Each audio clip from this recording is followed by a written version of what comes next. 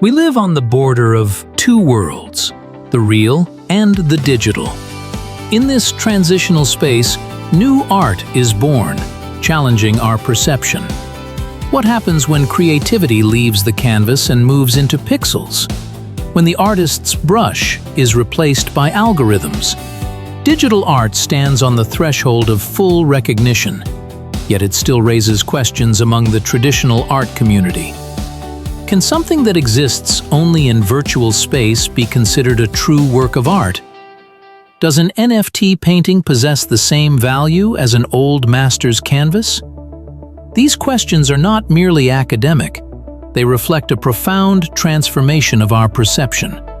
Humanity has always adapted to new forms of self-expression, from cave paintings to frescoes, from painting to photography.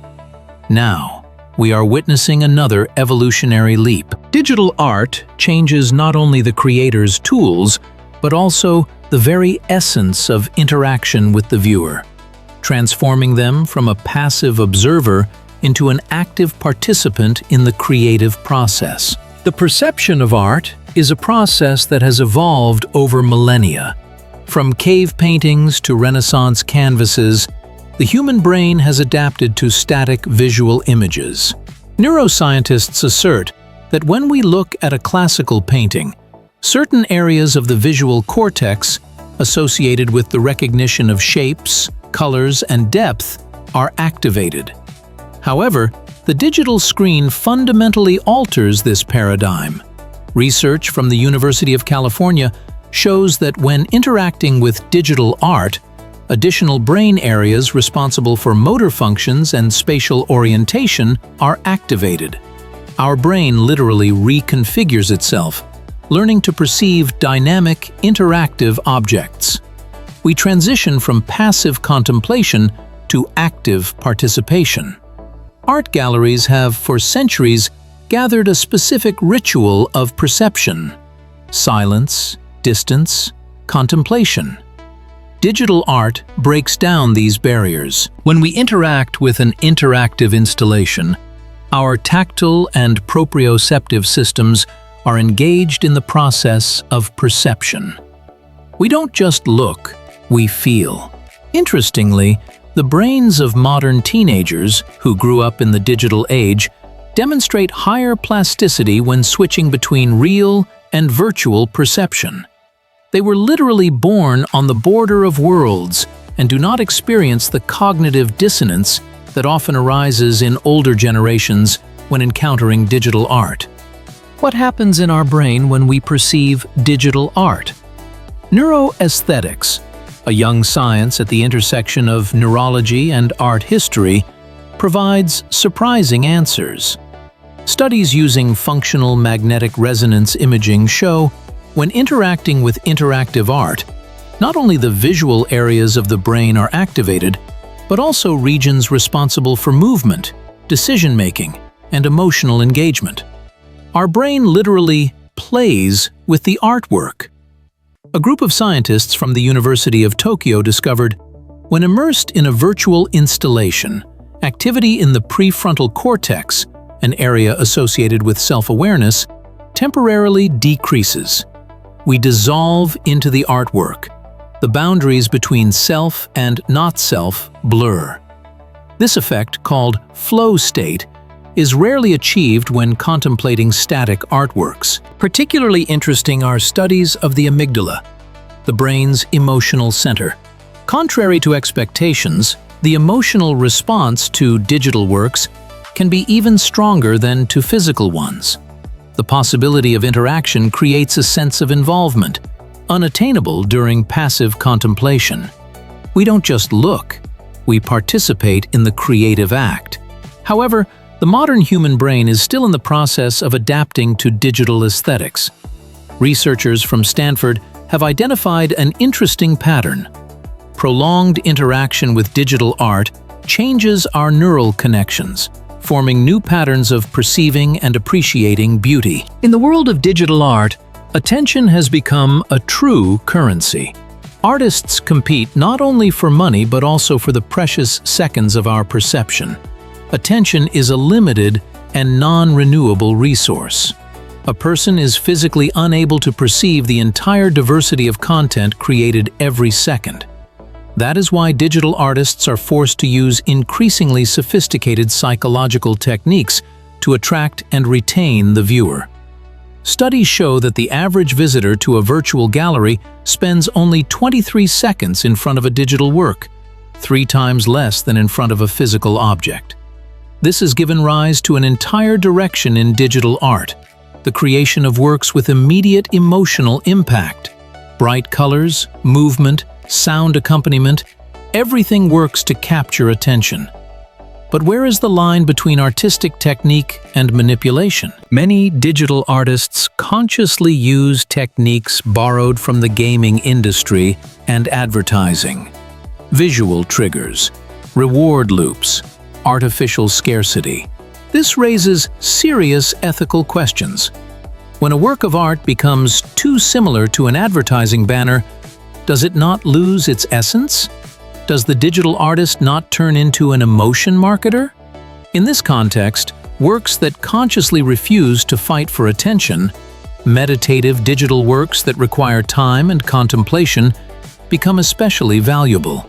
They create a counterweight to information noise and offer the viewer not instant gratification, but a deep aesthetic experience. Can a collection of pixels make us cry? This question no longer seems strange in the era of digital art. Recent research proves virtual works are capable of evoking an emotional response equal in intensity to traditional forms of art. Neurophysiologists from Stanford University discovered that when immersed in immersive digital installations, the activity of the amygdala, the emotional center of the brain, increases by 60%. We literally feel digital worlds. Paradoxically, the immateriality of virtual works often enhances their emotional impact. The absence of physical boundaries creates a sense of boundless possibilities, of immersion in another reality. The interactive nature of digital art allows the viewer to become a co-participant in the emotional narrative.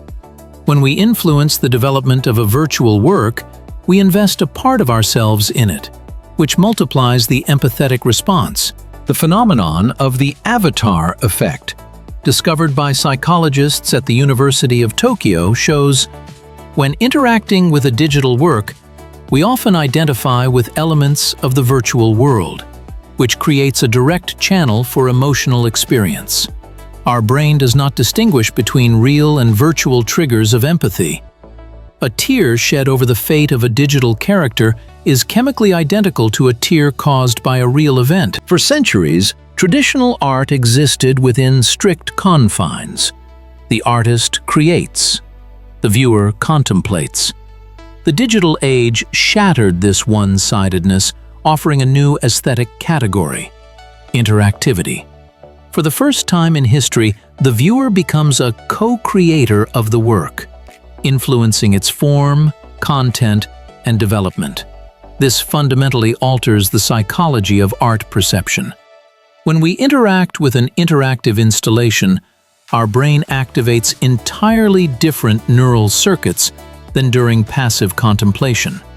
Researchers at MIT recorded that at the moment of interaction with a digital artwork, activity in the motor cortex of the brain increases by 40%, creating a unique state of engagement. We don't just watch, we become part of the artistic process.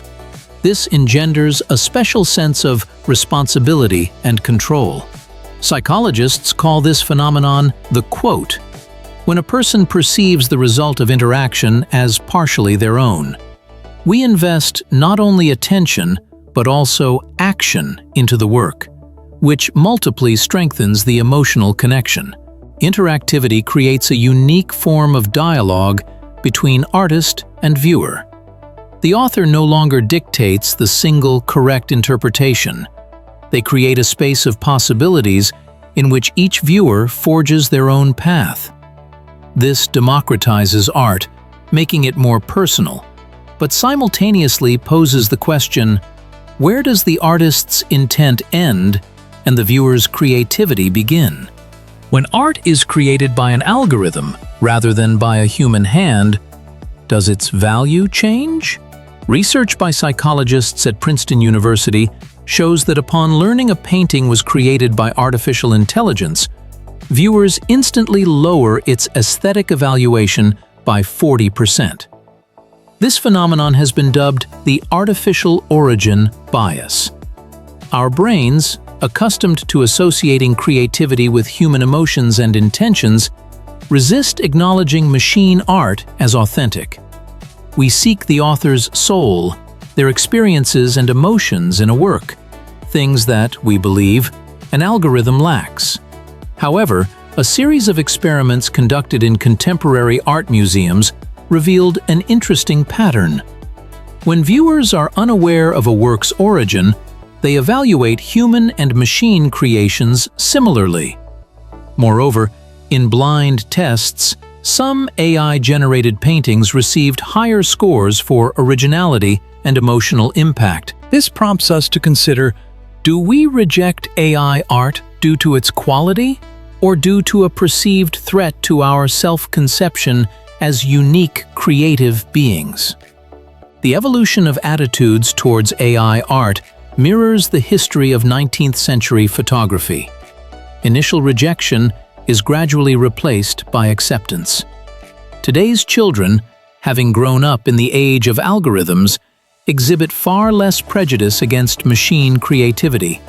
For them, the result matters, not the origin. When we immerse ourselves in virtual reality, our body does not remain a passive observer. It becomes an instrument for cognizing a new world.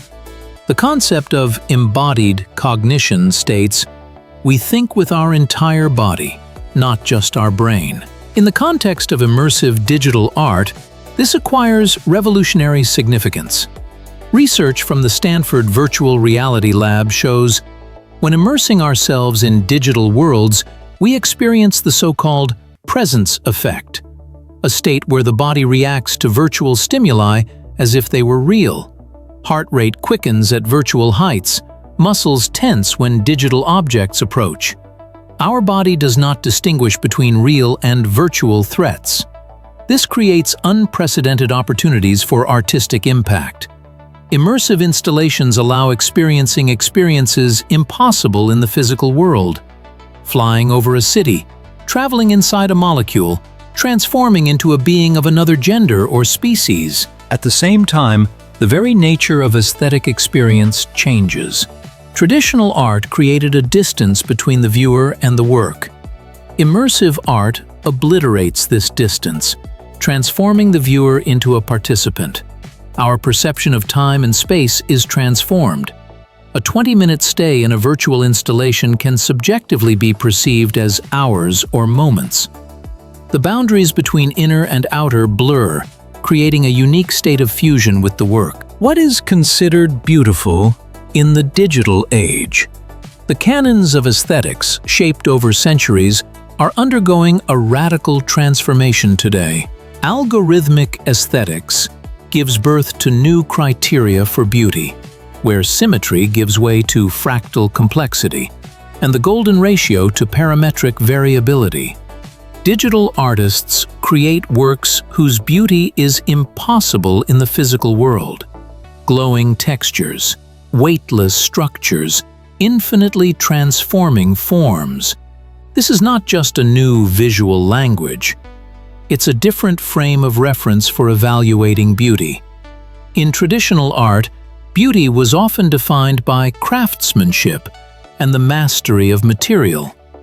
In the digital world, where technical limitations are minimal, aesthetic value shifts towards originality of concept and emotional impact. Studies show that the younger generation, raised amidst digital images, demonstrates entirely different aesthetic preferences. They value dynamism over stasis, interactivity over contemplation, and process over result. For them, beauty is inseparable from the possibility of interaction. Algorithmic aesthetics has also given rise to its own unique categories of beauty. Glitch art turns digital errors into an artistic device. Generative art finds beauty in mathematical patterns, and neural network images create surreal visual metaphors impossible in the pre-digital era. In the digital age, art has transcended museum halls, creating entire virtual communities of like-minded individuals. These online spaces form a unique social dynamic that influences the perception and evaluation of artworks. Research shows that our opinion of digital art is 60% determined by the community's reaction. We unconsciously tune our aesthetic judgments to the collective wave. The phenomenon of, quote, zero is particularly evident on platforms like ArtStation or Behance, where the number of likes and comments becomes a measure of artistic value. Psychologists call this the, quote, one, when the popularity of a work is perceived as an indicator of its quality. Digital art communities also create their own hierarchy of recognition. Virtual, quote, two, curators, popular artists, influencers, form canons and trends, determining what is worthy of attention. A single mention from them can instantly change a work's fate. At the same time, social networks create a paradoxical situation. While democratizing access to art, they simultaneously amplify the echo chamber effect. Recommendation algorithms show us what aligns with our preferences, depriving us of the opportunity to encounter something truly new and challenging. This is how aesthetic bubbles are formed, where artists and viewers exist in a closed loop of mutual approval. In the digital world, we don't just consume content, we become it. Virtual avatars and digital alter egos transform into extensions of our personality, blurring the lines between the real and the virtual. Research shows 70% of virtual world users transfer elements of their digital identities into everyday life. We try on masks that gradually fuse with our faces.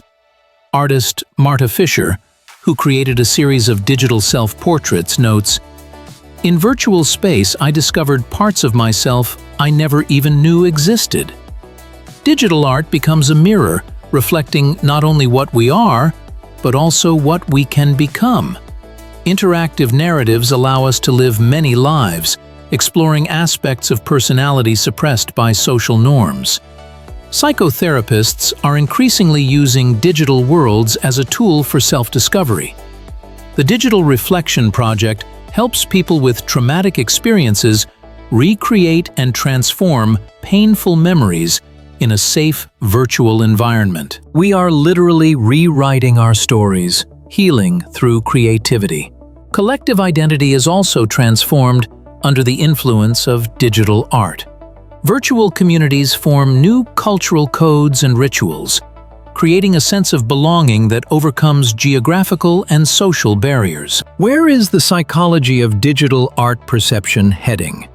We stand on the threshold of a new era, where the boundaries between reality and virtuality are becoming increasingly permeable.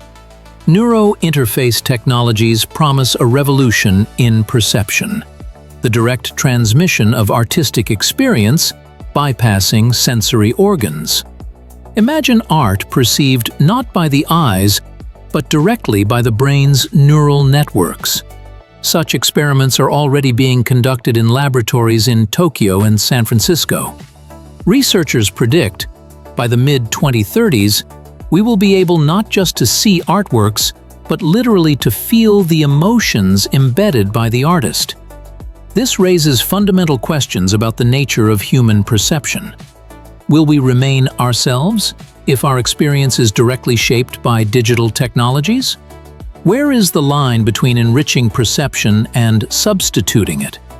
Ethical dilemmas are no less important. When artificial intelligence creates works indistinguishable from human ones, should we reevaluate the very concept of authorship? Philosophers warn of the risk of aesthetic inflation, when the accessibility of perfect digital works devalues the act of creation itself. Perhaps in the future, imperfect, human-made works will gain the highest value, as a testament to our vulnerability and authenticity. In this new world, the key skill is not the creation or consumption of content, but the ability for conscious perception, the skill to distinguish the authentic among the ideal.